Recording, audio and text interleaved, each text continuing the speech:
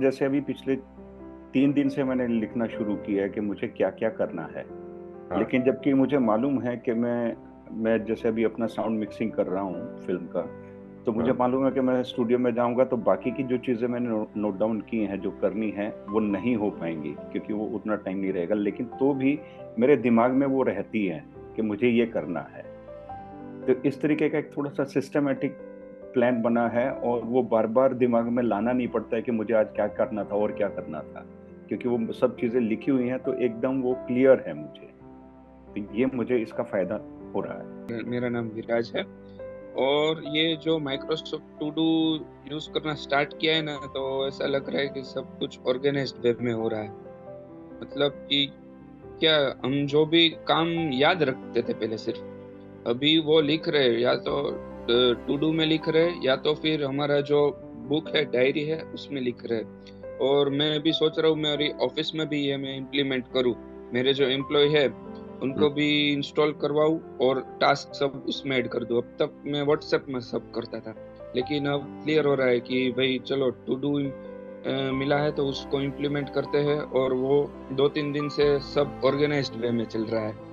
और जो ये हम रोज का लिखते हैं ना, लिया मैसेज, तो उसमें अब स्टार्टिंग टुडे लिखने में शर्म आता है। मतलब रोज कर लेते हैं, अब स्टार्टिंग टुडे नहीं लिखना है। Right right. बिल्कुल आलस नहीं रहा है। मैंने काफी टाइम से, जैसे इस सेमिनार चालू हुआ था, वेरी फर्स्ट डे से मैंने टू डू इंस्टॉल किया और धीरे धीरे करता था। मुझे कुछ समझ में नहीं आता था टू डू में कि कैसे करें। ओके, कल का जो मैंने अटेंड किया, काफी सारा क्लियर हो गया। स्पेशली वो वीडियो की हम कल करेंगे वो छोड़ दिया, आज ही करना है सब कुछ। ओके, तो कल मैंने 25 टास्क कंप्लीट किए, जो 1 महीने से मेरे पेंडिंग होते आ रहे थे, इसी बहाने से कि कल करेंगे, देख लेंगे, कुछ हो जाएगा। ओके, आज सिर्फ 5 काम पेंडिंग पड़े हैं। वो तकरीबन ये सेमिनार पूरा होने से पहले पहले 1 घंटे के अंदर हो जाएगा।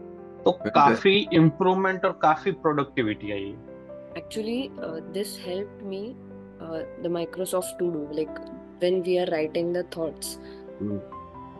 And after I have started shifting them to A, B, C, D, E, the whole day my entire focus was on only to do things, and the rest was empty.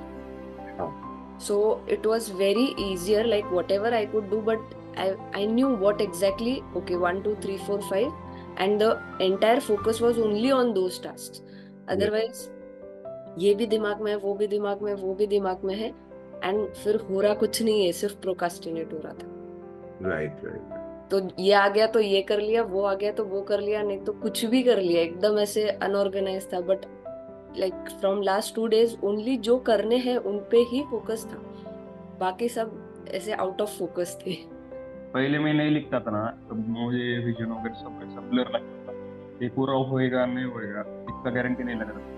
लेकिन जब से मैं लिखना चालू किया ना, तब से ऐसा लगने लगा है, अंदर से महसूस होने लगा है कि मैं विजन के पास अपने आप जा रहा हूँ। मतलब मुझे कोई कुछ करने की जरूरत नहीं पड़ रही, मैं अपने आप हो रहा है सब कुछ। और एक क्लैरिटी आ गई है कि ये हो सकता है, लेकिन पहले वैसे नहीं लगता था कि ये हो सकता है। जी, ये लिखने से मुझे सबसे बड़ा फायदा ये हुआ है कि मैं कई सालों से मेरी शॉप और मेरे घर का जो म्यूनिसिपल कॉरपोरेशन का टैक्स है वो पेनाल्टी के साथ भरता था, क्योंकि वो जानबूझ के डिले होता था। लेकिन ये पहली बार मैंने 1 मार्च से ये प्रायोरिटी पे रखा कि मुझे टैक्स भरना है।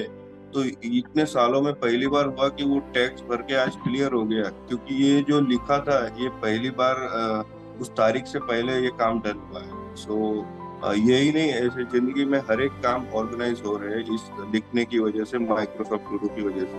Thank you.